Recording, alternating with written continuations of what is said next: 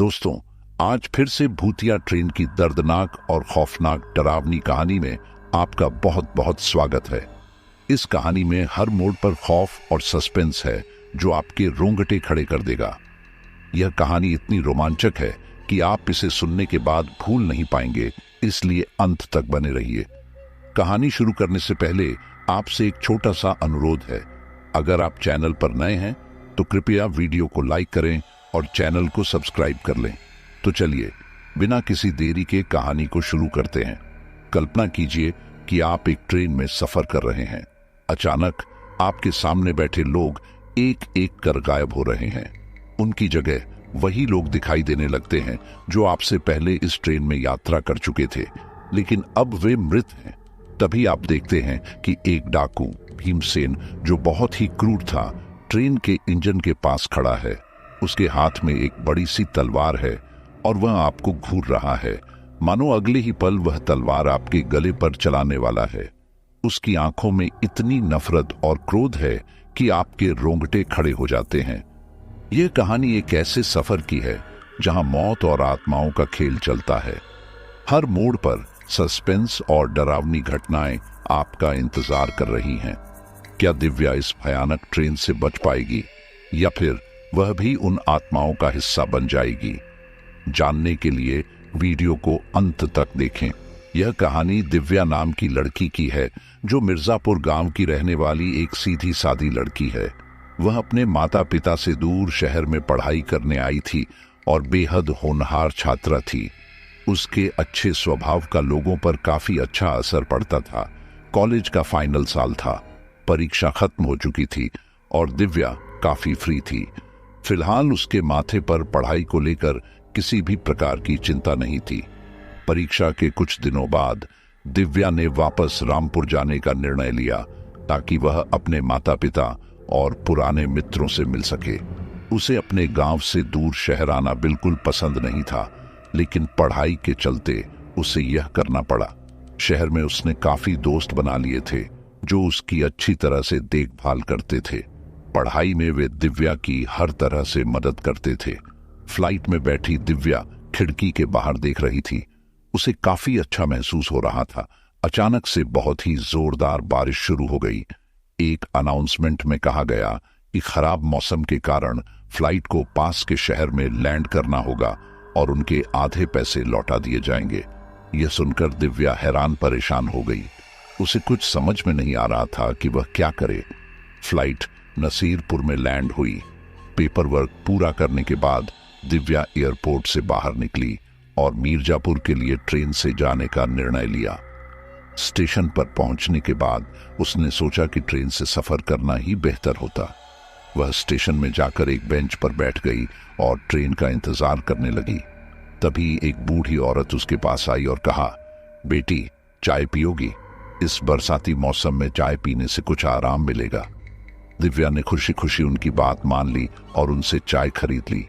चाय पीने के बाद वह काफी फ्रेश महसूस कर रही थी। ट्रेन आ गई और वह अपने टिकट के अनुसार सीट पर जाकर बैठ गई। वहां उसने देखा कि सामने एक औरत अपने 2 बच्चों के साथ बैठी थी, एक लड़का और एक लड़की। शायद उसका पति भी वही था। दिव्या के ऊपर वाले सीट पर एक लड़का बैठा था जो उसे घूर रहा था। दिव्या को मन ही मन गुस्सा आ रहा था। उसने उस लड़के को नजरअंदाज कर खिड़की के बाहर देखना शुरू किया। बाहर अंधेरा हो चुका था और रात तकरीबन 10 बज रहे थे। रिमझिम बारिश और ठंडी हवा बह रही थी। दिव्या को काफी अच्छा लग रहा था। वह बिल्कुल रिलैक्स महसूस कर रही थी। देखते ही देखते दिव्या की आंख कब लग गई पता ही नहीं चला। करीबन रात के 11:15 बज चुके थे। जब दिव्या की आंख खुलती है तो वह देखती है कि सामने जो लोग बैठे हुए थे वे काफी बूढ़े दिख रहे हैं। दिव्या चौंक जाती है और अपनी आंखों को मलने लगती है। उसे लगता है शायद कोई दूसरे लोग उन सीटों पर आकर बैठ गए हैं। दिव्या की नजर अचानक उस महिला की साड़ी पर पड़ती है, जो वही साड़ी है जो पहले उस महिला ने पहनी हुई थी। उस वृद्ध महिला का चेहरा बिल्कुल गला हुआ और अजीब सा था, मानो उसके चेहरे पर जैसे फंगस लग गई हो। दिव्या इसे देखकर बहुत डर जाती है। उसे लगता है कि शायद उसे कोई बीमारी हो गई है। दिव्या मन ही मन सोचती है कि शायद उसका भ्रम हो रहा है। दिव्या उनसे कुछ पूछने ही वाली थी कि पीछे से टीटी आवाज देता है। दिव्या अपना टिकट टीटी को दिखाती है और वह टीटी वहां से चला जाता है। दिव्या अब अपनी बात को आगे बढ़ाते हुए पूछती है, क्या आप लोग किसी स्टेशन से थोड़ी देर पहले ही उठे थे? क्या यहां पहले कोई और बैठा था? दिव्या के इस सवाल पर कोई प्रतिक्रिया नहीं देता। सब उसे देखते जा रहे थे, जैसे वह कोई इंसान नहीं बल्कि एलियन हो। दिव्या को बहुत अजीब लगता है। वह उठकर आगे की तरफ बढ़ने लगती है, मन ही मन सोचते हुए, ये सब क्या हो रहा है? बड़े अजीब लोग हैं, कैसे घूरे जा रहे हैं? मैंने तो कोई गलत सवाल नहीं पूछा। छोड़ो, मुझे क्या। वह बाहर निकलने के दरवाजे के पास जाकर खड़ी हो जाती है। कुछ ही मिनट बाद उसे कानों पर एक विचित्र सी आवाज सुनाई देती है, जैसे कोई किसी को आगाह कर रहा हो। किसी आदमी की आवाज थी जो कह रही थी, भागो, सभी कोई भागो, वह आ रहा है, छुप जाओ, जल्दी से छुप जाओ। अगर उसने किसी को देख लिया तो वह उसे मार देगा। एक पल के लिए दिव्या को लगा कि यह उसका दिमाग का खेल है, शायद वह थक चुकी है, लेकिन फिर वही आवाज साफ साफ सुनाई देने लगी। सचमुच कोई सबको आगाह कर रहा था। दिव्या दौड़ते हुए अंदर की तरफ जाती है और कहती है, क्या आप लोगों ने सुना? कोई अजीब सी बातें बोल रहा है, मुझे डर लग रहा है, ये क्या हो रहा है? घबराहट में दिव्या ने यह तक नहीं देखा कि सामने बैठे लोग और ट्रेन में आसपास बैठे सभी लोग अब गायब हो चुके थे। पूरा ट्रेन खाली था, उसमें सिर्फ दिव्या ही दिखाई दे रही थी। दिव्या अब बिल्कुल हैरान परेशान, पसीने से तर हो गई थी। वह जोर जोर से चिल्लाने लगी, हेलो, कोई है क्या? मुझे बचाओ, ये क्या हो रहा है? सारे लोग कहां गए? दिव्या पागलों की तरह इधर उधर दौड़ती जा रही थी। उसे कुछ समझ में नहीं आ रहा था। अचानक से उसे एक आहट सी सुनाई पड़ती है, मानो कोई किसी को घसीट कर ला रहा हो। दिव्या बहुत डर जाती है। वह अपने सीट के नीचे खाली जगह में जाकर छुप जाती है। वह बहुत ज्यादा डर चुकी थी। अपने मुंह को जैसे तैसे अपने हाथों से बंद करके दिव्या चुपचाप नीचे छुपी रहती है। अचानक उसे दो पैर दिखते हैं जो बिल्कुल उल्टे थे। यह देखते ही मानो दिव्या की जान ही निकल गई। वह बिल्कुल एक मृत शरीर की तरह हो गई, ना बोलने, ना कुछ सुनने, ना कुछ समझने लायक रही। उसे लग रहा था कि उसके प्राण अब निकलने ही वाले हैं, किसी भी वक्त उसे मौत आ सकती है। धीरे धीरे वे दो उल्टे पैर उसके पास से गुजरने लगे। देखते ही देखते वे पैर आगे की ओर निकल जाते हैं। दिव्या अंदर छुपी हुई थी। जैसे ही उसे लगा कि शायद वह भयानक चीज आगे निकल चुकी है, वह वहां से बाहर निकलती है और नीचे जमीन पर बैठकर आगे की ओर झांकने लगती है। दिव्या को दिखता है कि दूर दूर तक कोई नहीं है, सब कुछ शांत था। जैसे ही दिव्या खड़ी होती है, वह देखती है कि सामने वे सारे लोग वापस अपनी अपनी सीटों पर बैठे हुए हैं, जिन्हें उसने थोड़ी देर पहले देखा था। वह औरत अपने दो बच्चों और पति के साथ ठीक उसके सामने बैठी थी। वह अजीब सा लड़का ऊपर वाली सीट पर बैठा हुआ था और बूढ़ी औरत भी वहीं थी। दिव्या बिल्कुल हैरान और घबराहट में पूछती है, आप लोग तो अभी नहीं थे ना? यहाँ तो एक वृद्ध महिला बैठी थी, क्या आप लोग वापस आ गए हैं? मुझे कुछ समझ में नहीं आ रहा, मेरे साथ क्या हो रहा है? क्या मैं पागल हो गई हूँ? कृपया करके आप लोग बताएं, क्या आप लोग यहाँ पहले से बैठे हुए थे? क्या मैं अब तक कोई सपना देख रही थी? दिव्या इतना बोल ही रही थी कि अचानक से वह महिला, उसके बच्चे, पति और ट्रेन में बैठे बाकी सभी लोग जोर से चिल्लाने लगते हैं, मानो उन्हें बहुत दर्द हो रहा हो। दिव्या डर के मारे जमीन पर बैठ जाती है और अपने कान अपने हाथों से जोर से बंद कर लेती है। उसे यह असहनीय दर्द भरी आवाज बिल्कुल भी बर्दाश्त नहीं हो रही थी। वह देखती है कि एकाएक उन लोगों के शरीर कट कट कर जमीन पर गिरने लगे। वह नजारा इतना भयंकर था कि दिव्या को मानो अटैक आ गया हो और वह तुरंत वहीं जमीन पर बेहोश हो गई। थोड़ी देर बाद दिव्या की आंखें खुलती हैं। उसके शरीर में बिल्कुल जान नहीं थी। अपने आप को जैसे तैसे उठाकर वह वापस अपनी सीट पर बैठती है। उस वक्त उसे ट्रेन में कोई भी नजर नहीं आ रहा था। ट्रेन बिल्कुल खाली थी। दिव्या जैसे तैसे अपना सामान उठाकर ट्रेन से निकलने के लिए आगे की ओर बढ़ती है। जैसे ही वह अपना कदम दरवाजे के बाहर रखती है, उसे मानो एक जोर का झटका लगता है और वह वापस ट्रेन के अंदर चली जाती है। दिव्या को बहुत ज्यादा हाथों में दर्द होने लगा, मानो जैसे उसने नंगी बिजली की तार को छू लिया हो। इतना जबरदस्त झटका था कि वह दर्द से कराह रही थी। देखते ही देखते ट्रेन फिर से चलने लगी और दिव्या की आंखों के सामने से उसका अपना गांव और घर दूर निकलता हुआ दिखाई देने लगा। दिव्या को यह बर्दाश्त नहीं हो रहा था। वह पागलों की तरह दर्द में जोर जोर से चिल्लाने लगी। तभी उसे वही बच्चा दिखाई देता है जो पहले अपनी मां के साथ बैठा हुआ था। सालों पहले यह ट्रेन उसी प्लेटफॉर्म से रवाना हुई थी जहां से आपने यह ट्रेन ली थी। आपने पूरे परिवार के साथ इस ट्रेन पर सवार थे। बाकी बहुत सारे लोग इस ट्रेन पर थे। ट्रेन जैसे ही स्टार्ट होती है, कुछ ही मीलों का सफर तय करने के बाद हमें यह पता चलता है कि ट्रेन पर डाकुओं ने हमला कर दिया है। उनमें से उनका सरदार भीमसेन, जो बहुत ही बदमाश और बहुत ही क्रूर आदमी था, उसने सभी लोगों के गहने, यहां तक कि उनकी जरूरी चीजें, पैसे, सभी कुछ लूट लिए थे और अपने साथियों के साथ मिलकर अपनी तलवारों से सभी लोगों को काटते और मारते जा रहे थे। उसने बड़ी निर्दयता के साथ सभी की हत्या कर दी, बच्चों तक को नहीं छोड़ा। सभी चीखते चिल्लाते रहे और किसी की भी जान को बख्शा नहीं गया। पर ट्रेन में तकनीकी खराबी होने के कारण ट्रेन का इंजन बिगड़ गया था। लाख कोशिशों के बावजूद भी ट्रेन नहीं रुकी और जाकर जलमती नदी में गिर गई। यह नदी मिर्जापुर से बस कुछ ही मीटर की दूरी पर थी। देखते ही देखते पूरी ट्रेन ने जल समाधि ले ली। उन डाकुओं का इरादा पूरी ट्रेन लूटने का था, क्योंकि उन्होंने इस बोगी से शुरुआत की थी। इस बोगी के लोगों को तो वह पहले ही मार चुके थे और बाकी यात्री जो बाकी बोगियों में बचे हुए थे, उनकी भी जान इस नदी में डूबने के कारण हो गई। आपने जिस स्टेशन पर रुककर इस ट्रेन का इंतजार किया था, दरअसल यह ट्रेन सिर्फ उन्हीं लोगों को दिखाई देती है जो मिर्जापुर जाने के लिए यात्रा करते हैं। यह ट्रेन किसी को नहीं दिखाई देती सिवाय मिर्जापुर जाने वाले यात्रियों के। वे उन हर एक यात्री को मार देते हैं जिनकी मंजिल मिर्जापुर गांव होती है। आपने जिस उल्टे पैरों को आते हुए देखा था, वह और कोई नहीं, उनका सरदार भीमसेन ही था, जो आज भी हमें मार रहा है। वह आज भी सभी को मारता है। उसकी आत्मा को मुक्ति नहीं मिली, साथ ही साथ हमारी आत्मा भी आज तक भटक रही है।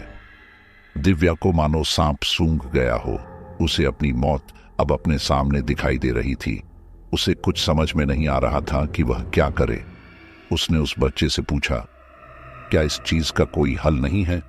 क्या इसे रोका नहीं जा सकता? बच्चे ने ना में सिर हिलाया और देखते ही देखते दिव्या की आंखों के सामने से ओझल हो गया। दिव्या अब बहुत ज्यादा घबरा गई थी। उसे कुछ समझ में नहीं आ रहा था। सोचने समझने की शक्ति तो पहले ही खो चुकी थी। वह एक बुत बनकर एक सीट पर जाकर बैठ जाती है और अपने माता पिता को याद करने लगती है। दिव्या का मोबाइल फोन ट्रेन में आने के बाद से ही स्विच ऑफ हो गया था। लाख कोशिशों के बावजूद भी ऑन नहीं हुआ। दिव्या काफी मायूस हो चुकी थी। उस वक्त उसे लगा था शायद उसका फोन खराब हो गया था। वह फिर से फोन को स्टार्ट करने की कोशिश करती है, पर फोन ऑन नहीं हो रहा था। उसने गुस्से में फोन को पटक कर अपने नजरों से दूर कर दिया।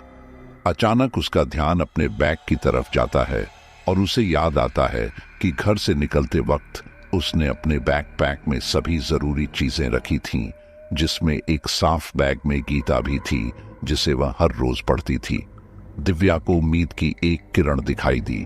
उसने जल्दी से बैग खोला और गीता को बाहर निकालकर अपने सिर से लगाकर प्रणाम करने लगी। वह ईश्वर से प्रार्थना करने लगी कि अब वही उसे बचाए और रास्ता दिखाए। गीता हाथ में लेकर वह धीरे धीरे आगे की तरफ बढ़ने लगी। कुछ कदम चलने के बाद दिव्या को अब साफ साफ सब कुछ दिखाई देने लगा। ट्रेन में अब काफी भीड़ हो चुकी थी। सभी मरे हुए लोग दिव्या को घूर रहे थे। वह उनकी नजरों से बचते हुए आगे बढ़ती जा रही थी। न जाने ऐसा क्या हुआ कि दिव्या जैसे जैसे आगे बढ़ रही थी, ट्रेन के अंदर रास्ता बनता जा रहा था। आगे बढ़ते बढ़ते वह ट्रेन के इंजन के पास पहुंच गई। वहां उसने देखा कि डाकू भीमसेन बड़े ही गुस्से से उसे देख रहा था। वह इंजन के पास खड़ा था और उसके हाथ में एक बड़ी सी तलवार थी, मानो वह तलवार चलाकर दिव्या का गला काटने ही वाला हो। भीमसेन ने भयंकर स्वर में कहा, ऐ लड़की, तेरी इतनी हिम्मत, तू मेरे सामने इस किताब के जरिए लड़ेगी? चल फेंक इसे, नहीं तो तेरा गला यहीं काट दूंगा। दिव्या डर रही थी, लेकिन उसे यह अंदेशा हो गया था कि भीमसेन पवित्र गीता को देखकर घबरा रहा है। इस बात का फायदा उठाते हुए दिव्या ने हिम्मत जुटाकर कहा, भीमसेन, तुम्हारी क्रूरता के कारण कई निर्दोषों की जान गई। बेहतर यही होगा कि तुम अब यहां से चले जाओ, वरना ईश्वर तुम्हें माफ नहीं करेंगे। वे तुम्हें नरक की अग्नि में धकेल देंगे। यह सुनते ही भीमसेन जोर से चिल्लाने लगा। उसकी आवाज से सारा ट्रेन गूंज उठा था। दिव्या डर के मारे कांप रही थी, लेकिन उसने गीता को जोर से पकड़ रखा था। उसने गीता का एक अध्याय पढ़ना शुरू कर दिया। उसके पाठ से भीमसेन पागल हो रहा था और जोर से चिल्ला रहा था। उसे बिल्कुल भी बर्दाश्त नहीं हो रहा था। वह कभी गायब होकर कहीं और दिखता, कभी दिव्या के पीछे खड़ा हो जाता। वह दर्द से छटपटाने लगा और दिव्या को पाठ रोकने के लिए कहने लगा। दिव्या पाठ करना नहीं रोकी। श्लोक खत्म होने वाला था। दिव्या ने देखा कि भीमसेन गायब हो चुका था। अब वहां कोई आत्मा भी नहीं दिख रही थी। वह खड़ी हो गई और दौड़कर ट्रेन के अंदर की ओर भागने लगी। उसने देखा कि झीलमती नदी सामने है। दिव्या घबरा गई। उसे लगा कि उसका बचना मुश्किल है। ट्रेन नदी में गिर जाएगी, जिससे उसकी भी मृत्यु हो जाएगी। देखते ही देखते ट्रेन बड़ी जोर से नदी में गिरने लगती है। दिव्या बहुत जोर से चिल्लाने लगती है। ट्रेन जैसे ही नदी में गिरती है, दिव्या को दिखाई देता है कि सभी मरे हुए लोग नदी के अंदर उसकी तरफ बढ़ रहे हैं। दिव्या पहले ही आधी मर चुकी थी, पर वह नजारा देखने के बाद उसकी आंखें कब बंद हो गईं, उसे पता ही नहीं चला। थोड़े समय बाद दिव्या की आंखें खुलती हैं। वह अपने आप को मिर्जापुर के स्थानीय अस्पताल में पाती है। उसे काफी आश्चर्य हो रहा था। उसे भरोसा ही नहीं हो रहा था कि वह बच कैसे गई। उसे पता चला कि झीलमती नदी के आसपास कुछ मछुआरों ने उसे तट के पास देखा था। क्योंकि उसकी सांसें उस वक्त तक चल रही थीं, वे लोग तुरंत उसे अस्पताल ले आए। दिव्या को अब धीरे धीरे समझ में आ रहा था कि शायद उन आत्माओं ने ही उसकी मदद की है, क्योंकि वह उस वक्त बीचों बीच गहरी नदी में डूब गई थी। तैरकर किनारे जाने की शक्ति तो पहले से ही उसके शरीर में बची नहीं थी। दिव्या मन ही मन उन आत्माओं का, भगवान का और उन मछुआरों का शुक्रिया कर रही थी। दिव्या को उसका मोबाइल फोन मिलता है और वह अपने मोबाइल फोन से अपने माता पिता को फोन करती है। उसके माता पिता भी काफी परेशान हो गए थे। इन सब बातों को सुनकर वे दिव्या को दिलासा दे रहे थे कि अब कुछ भी उसके साथ ऐसा नहीं होगा और सब कुछ ठीक हो जाएगा। अब वह उन सब बातों को भूल जाए। वे घर में अच्छे से पूजा पाठ करवा देंगे, सब कुछ ठीक हो जाएगा। मिर्जापुर में कुछ दिन रहने के बाद दिव्या तय करती है कि वापस से वह उसी स्टेशन कन्यापुर जाएगी। वह देखना चाहती थी कि उसे वापस से वह ट्रेन दिखती है कि नहीं। उसने अपने माता पिता को कुछ नहीं बताया और चुपचाप ट्रेन पकड़कर कन्यापुर स्टेशन पहुंच जाती है और वहां से मिर्जापुर का टिकट कटवाती है। वह देखती है कि वापस से वही वृद्ध महिला जिसने उस दिन दिव्या को चाय पिलाई थी, वही दिव्या के पास आती है और कहती है, बेटा अब ट्रेन यहां नहीं आएगी। दिव्या आश्चर्यचकित हो जाती है। उसे समझ में नहीं आ रहा था कि वह कैसे जानती है कि वह उसी ट्रेन के सिलसिले में आई हुई है। दिव्या बड़े कौतूहल से उस वृद्ध महिला की तरफ देखती है। वह वृद्ध महिला दिव्या की तरफ प्यारी सी मुस्कान देते हुए कहती है, बेटी, उन डाकुओं ने मुझे भी मार डाला था, जिसके प्रभाव से ट्रेन की सारी आत्माएं मुक्त हो गई थी। मुझे भी उन्होंने जान से मारकर इसी प्लेटफॉर्म पर फेंक दिया था। मैं यहाँ बरसों से काम कर रही थी। मैंने उन्हें उस ट्रेन पर चढ़ते हुए देख लिया था और इसीलिए मैंने उन्हें रोकना भी चाहा, पर उन्होंने उसी वक्त मुझे जान से मार दिया था। पर अब मैं खुश हूं। वह बुरी आत्मा उस ट्रेन को छोड़कर चली गई। सारे लोग मुक्त हो गए तो मुझे भी मुक्ति मिल गई। ये बोलते हुए वह वृद्ध महिला दिव्या की आंखों के सामने से गायब हो जाती है। इस बार दिव्या को जरा भी भय नहीं लगा। वह अपने गांव की तरफ बढ़ चलती है। तो दोस्तों, मैं उम्मीद करता हूं कि आज की कहानी आपको पसंद आई होगी। तो वीडियो को लाइक और चैनल को सब्सक्राइब कर लीजिए और कमेंट करके बता सकते हैं कि आपको कहानी कैसी लगी।